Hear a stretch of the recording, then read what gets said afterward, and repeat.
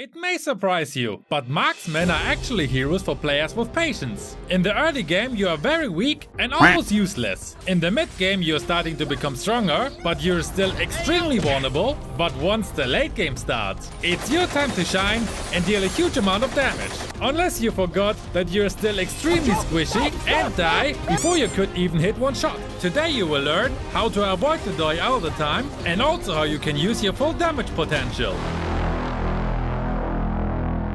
Hello my friends! Today I will go through the different game stages and explain you how you should behave in each of them, especially in the early game, which is really important. We also talk about how you should position yourself in ganks so you're not the first one who's dying, and also how to be the nightmare for any enemy in the late game. So stay until the end, because only if you use every tip in this video, you can become the perfect marksman. Also let me know in the comments which is your favorite marksman and why. So, as a marksman player on the gold lane, you have one big problem. You're a side laner, and that means you are very dependent on your team, especially in the early and mid game. If they don't gank your lane, but the enemy does non-stop, you have almost no chance to get any advantage. But just because you can't get an advantage, you can avoid dying non-stop and feed the enemy. One simple trick to avoid a situation like this is to ask your teammates in the drafting phase already to gank your lane at least once. This worked wonders for me, because most of my teammates remembered that they should come to me. It doesn't work always, of course, but since I started to do that, I have much more often help from my teammates in the early game. And once you start to have a gold lead as a marksman, you can build up on it alone and you're not as dependent on your allies anymore. If your allies doesn't help you though, and you're getting ganked non-stop, you need to play really safe. Stay under your turret and only leave it to get the final shot on the minion to farm. Luckily, most enemies aren't smart enough to zone you out until you reach a higher mythic rank, so you shouldn't have too big problems when you focus on getting your minions to farm and otherwise to stay safe under your turret. If 4 enemies come to gank you while you're alone, you can either try to dodge all of their skills, use any CC skills that you have to slow or stun the enemy to escape, or even kill one because the turret is focusing them, or you just run away and let them destroy your turret. Just really try to avoid dying here, because then they get the gold from the kill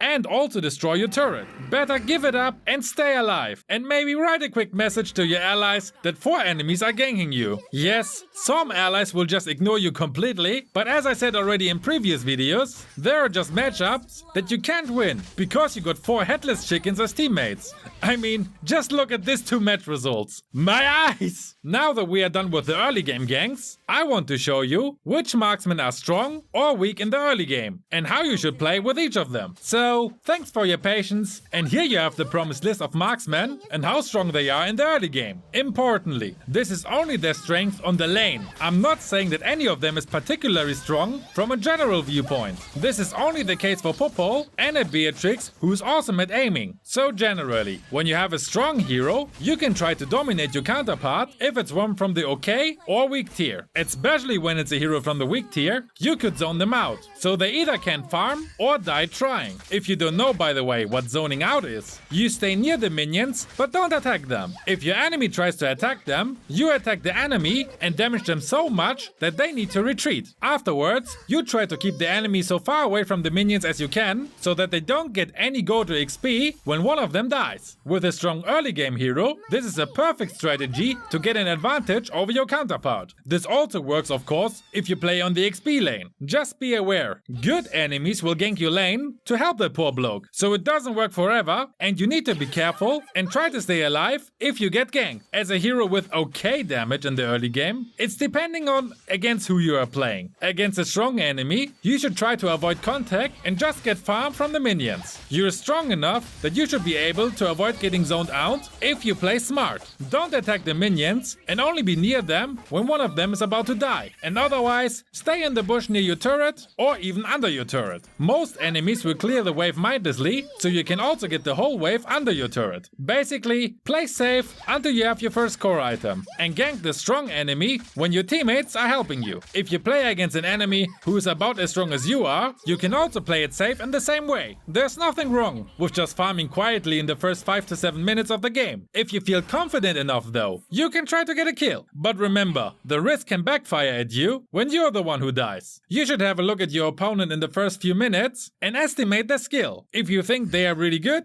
play safe. If you think they're a noob, attack them and get an advantage. And when you're playing against a weak hero, try to zone him out, how I explained it already. Now, what do you do when you play a weak hero? You should definitely play safe. Your time to shine is once you have a couple of core items. So you should really avoid feeding the enemy. Do the same thing as I mentioned before. Try to get all farm from the minions and stay safe otherwise. You can't afford to feed in the early game, because you will not reach your power spike when the match is already lost after 10 minutes. Now, there are two more special situations we need to cover. First, if you play in a low rank, the chances are high that the roamers will babysit you. The general power ranking is the same here, but with a good engage from your tank, you could kill a strong early MM with a weak early MM. Also, since you have some protection, you have it easier as a weak MM to farm against a strong MM. So in lower ranks, it's not such a big problem that you are very weak in the early game. Also, since most matches tend to be longer in lower ranks, the weak early game MMs will reach the power spike much more often, and therefore also are not bad choices. A Layla in Epic is much more useful than the Layla in Mythic basically. And lastly, what do you do when you play 1v1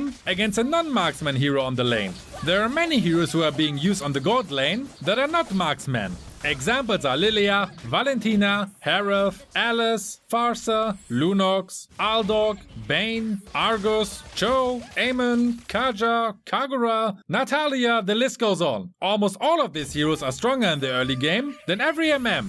So you need to apply the stay safe strategy I was talking about already. Also, request help from your team, because you have almost no chance against a mage or an assassin like Natalia, Aemon or Saber in a 1v1. If they know what they are doing, they can zone you out and you can't do anything about it. Again, ask for help already in the draft phase, where everyone has time to read your request. If you see the enemies line up and you think that one of those heroes go to the gold lane, request help directly and tell them that you need help against the enemy. Communication in the drafting phase can often be the key to victory, but so many players ignore this sadly. Now, we talked very much about the early game phase, and we're not done yet. The reason behind this is that the early game phase often decides who wins the game. If one marksman have 3 kills after 5 minutes and the other one died 3 times, the marksman with the kills can start to snowball and becomes almost unstoppable. The stronger you are in the early game, the faster you can kill minions, destroy turrets, rotate because you can clear the way faster, support your team earlier in ganks, etc. That's why it's so important to either get an advantage over your counterpart or at least not giving the enemy an advantage over you. Now you know how you should behave depending on which hero you play, but before we move on to the mid game, let me give you some general tips.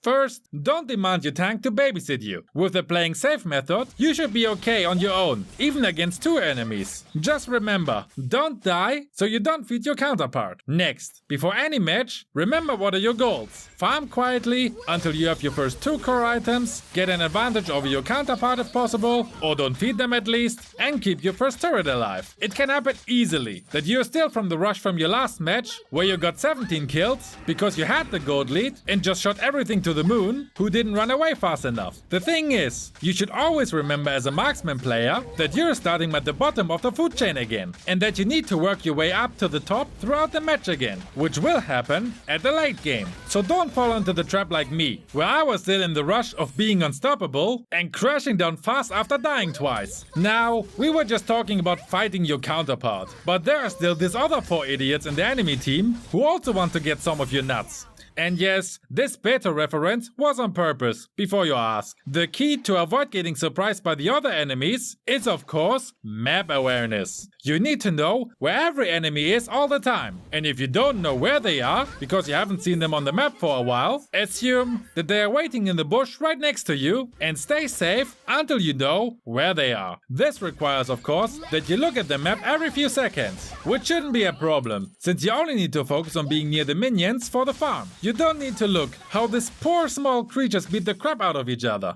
This time you can use to observe the map and make sure you know where your enemies are. And also where your teammates are, of course. Especially when they are on the way to your lane. I give you a few examples now regarding map awareness. Example number 1. You killed your counterpart, but you haven't seen the enemy assassin and rumor for a while. Would you push alone now? The answer is no. As long as you don't know where they are, don't push alone, because they can easily pick you up and you have no chance against them yet. Example number 2. You killed your counterpart and you know where every enemy is. They are either on the mid lane or on the other side lane. Would you push now? Of course you would push now, because no one will stop you. Only make sure to check if the enemies from the mid lane are coming to your lane. And if they do, retreat to not get ganked. Example number 3. 3 enemies are missing and you're not sure where they are. Would you try to find your counterpart now? The answer is of course no. Whenever you're not sure where the enemies are, stay safe until you know where they are. I think you understand my point about map awareness now. Always be aware where all enemies are, and if you don't know where a certain enemy is, assume that they are on the way to your lane. So stay safe until you know where they are. Next, some more quick fire tips. Leave the jungle for the jungler, please.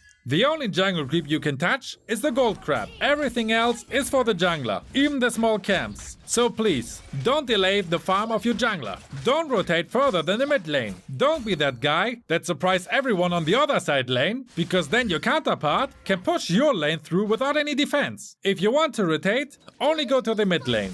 You can defend the mid lane, for example, if your mid laner is dead or busy ganking the other side lane. Just always remember, be careful, you're still very weak. If the turtle is on your side of the map, you can also help to secure it by attacking it. But again, stay safe. I'm saying this 1000 times, that you should stay safe, because this is the biggest mistake that so many marksman players make. They're not staying safe and forget that they're super squishy and can die easily. So I say it as many times as I can, so even if you forget everything in this video, this one thing you will remember from now on. And this will already improve your performance as a marksman by a lot. So it was worth watching this whole thing. Next, I want to talk quickly about items. When you have a general build, you should always have 2 spare items ready. When you play as a marksman, they can use attack speed items. Wind of Nature and Sea Halberd. Quick explanation what both of them can do. Wind of Nature gives you an active skill that lets you become immune to any physical damage for 2 seconds. This is an item that you need